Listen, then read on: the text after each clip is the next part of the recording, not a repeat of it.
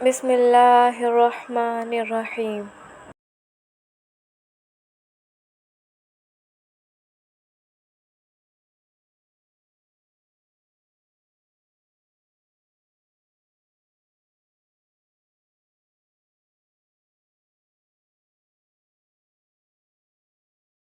نماز نہ پڑھنے والے لوگ، اگر آپ جوان اور تندرست و توانا ہیں لیکن پھر بھی نماز کی پابندی نہیں کرتے تو یہ بہت افسوس اور کفر کے نزدیک تر کرنے والا عمل ہے۔ اور اگر آپ خود کو یہ سوچ کر مطمئن کر لیتے ہیں کہ ابھی تو بہت وقت پڑا ہے، جوانی کے دن تو انجوائے کرنے کے لیے ہوتے ہیں، بڑھاپا آئے گا تو پھر نماز کی پابندی بھی کر لیں گے، تو پھر اس غفلت میں جینے والی زندگی سے توبہ کرتے ہوئے تھوڑی دیر کے لیے صرف یہ سوچ کر دیکھیے کہ آج ہی آپ کی زندگی کا آخری دن ہے۔ کل یا اگلی نماز تک کی بھی مہلت نہ ملی تو پھر اپنے یا پھر کسی بزرگ کی زندگی پر غور کرتے ہوئے دھیان دیجیے کہ اکثر کئی بزرگ بڑھاپے تک پہنچ کر بیماری یا اٹھنے بیٹھنے میں تکلیف یا پاکی ناپاکی پر کنٹرول نہ رکھنے کے سبب عبادت کرنے سے معذور ہو جاتے ہیں۔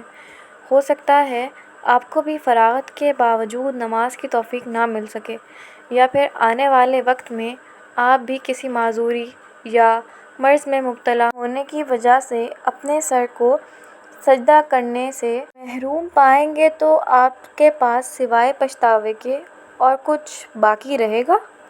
مفہوم حدیث ہے کہ قیامت کے دن جب اللہ سبحانہ وتعالیٰ کے عرش کے سائے کے سوا کوئی سایہ نہ ہوگا تو اس سائے میں ان نوجوانوں کو بھی جگہ ملے گی جنہوں نے اپنی جوانی کو اللہ کی فرمانبرداری و عبادت میں گزارا ہوگا، اور وہ لوگ بھی اس عرش عظیم کے سائے میں جگہ پائیں گے جن کا دل ہر وقت مسجد میں لگا رہتا ہے۔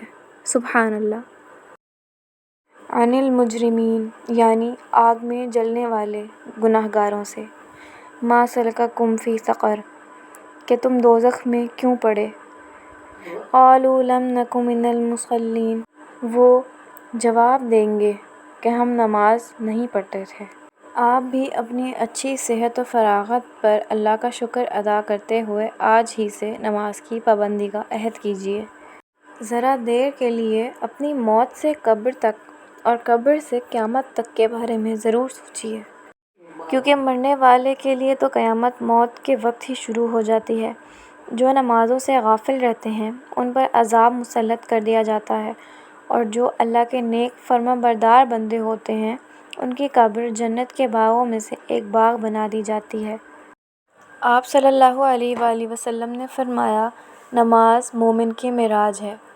نماز آپ صلی اللہ علیہ وآلہ وسلم کی آنکھوں کی ٹھنڈک ہے۔ تو آج سے عہد کیجیے کہ 5 وقت کی نماز ادا کریں گے وقت پر۔